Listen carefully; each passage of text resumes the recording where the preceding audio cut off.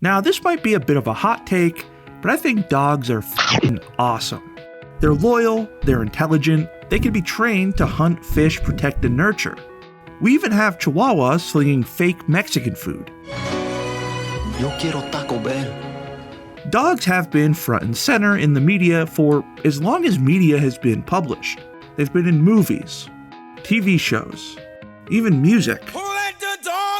So it was only natural that man's best friend made their way into video games as well.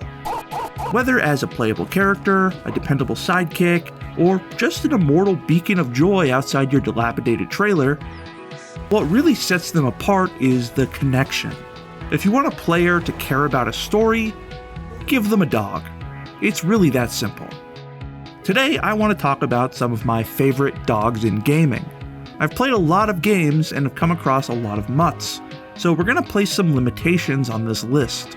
I'm only going to include dogs that serve some sort of purpose to the main character. So, no enemy attack dogs or hellhounds, as much as I want to include them.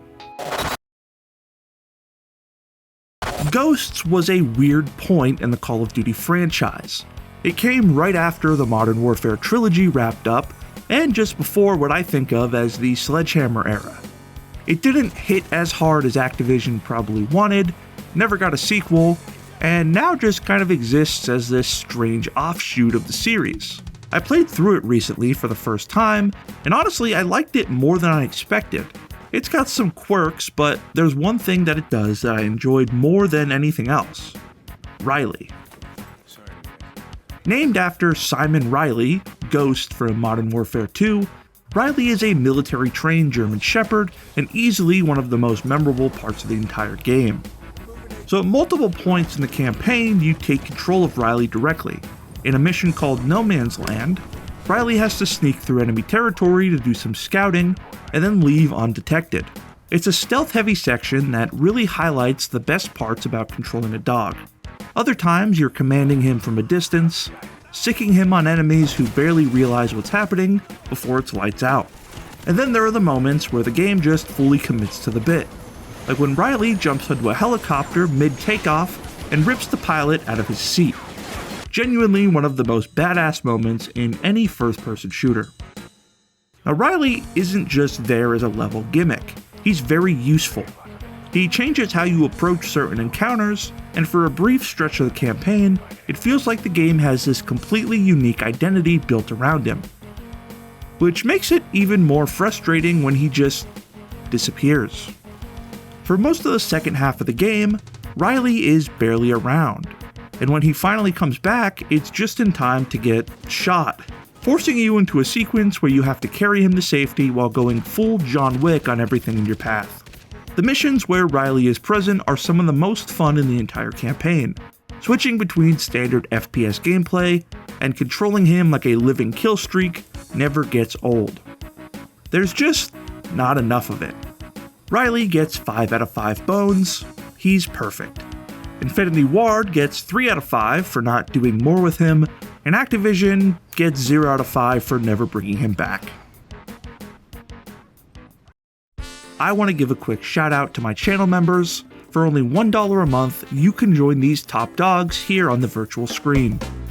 Fallout may just be one of my favorite RPGs of all time. Its retro-futuristic setting, along with its combat and story, really clicked with me in a way that other RPGs never quite did. I still remember the moment I stepped out of Vault 101 and into the Capital Wasteland for the first time. It's one of those scenes that just really sticks with you.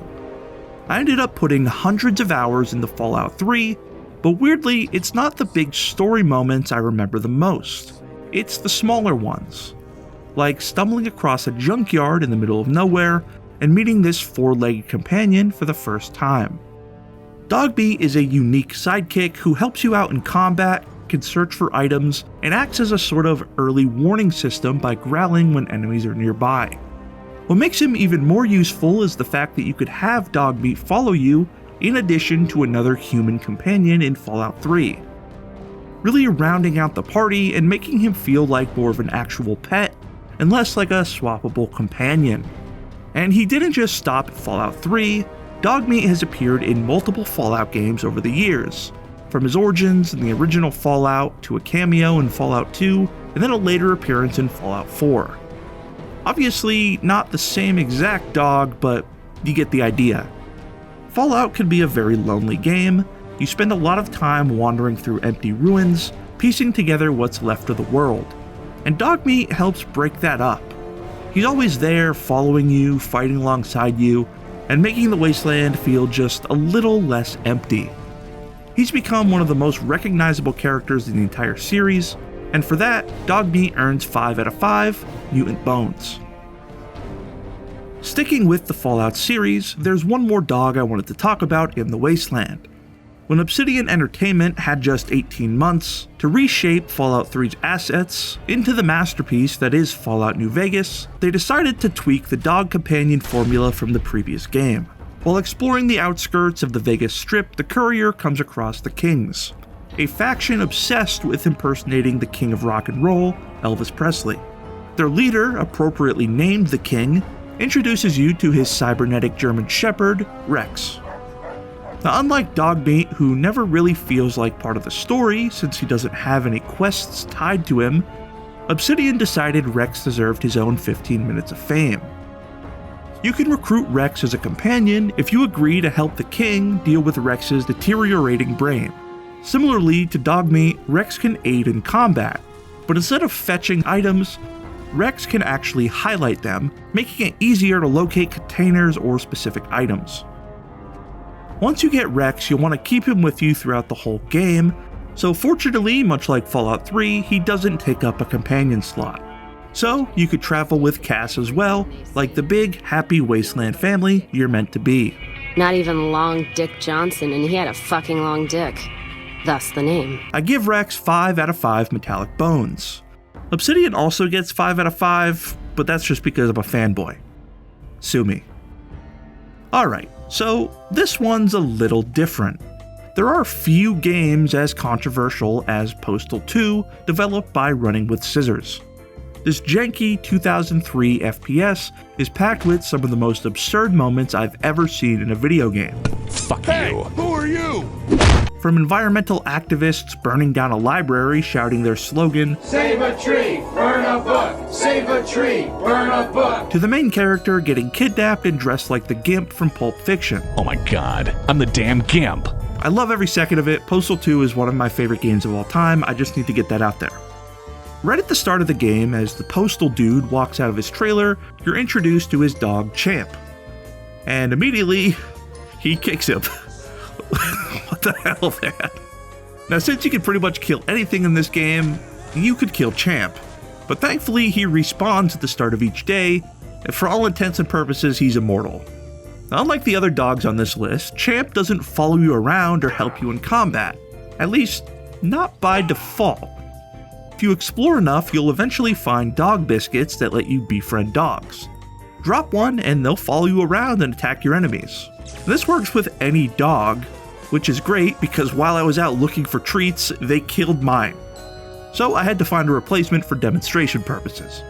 Champ does get more love in the expansions, like Apocalypse Weekend, where you rescue him from the pound, and he jumps in at the last second to save you. And in Paradise Lost, he turns into a demon. Now, Champ is actually based on Vince Desi's real-life dog, who was also named Champ. He sadly passed away in 2011 after battling cancer, but he lives on, immortalized in the Postal series.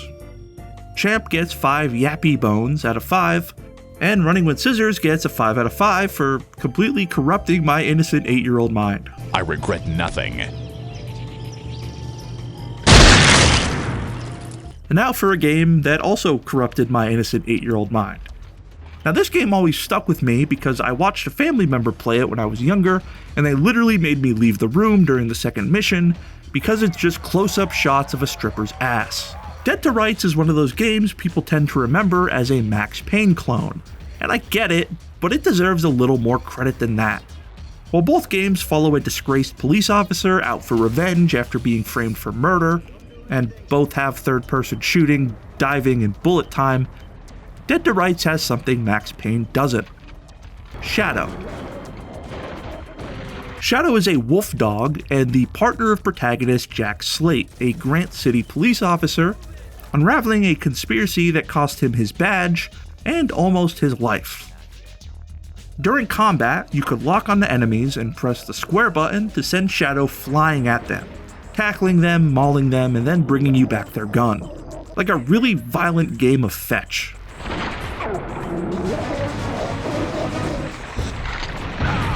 The game uses Shadow in a bunch of other interesting ways too, like sniffing out bombs in certain levels or crawling through debris to open paths for Jack to move forward.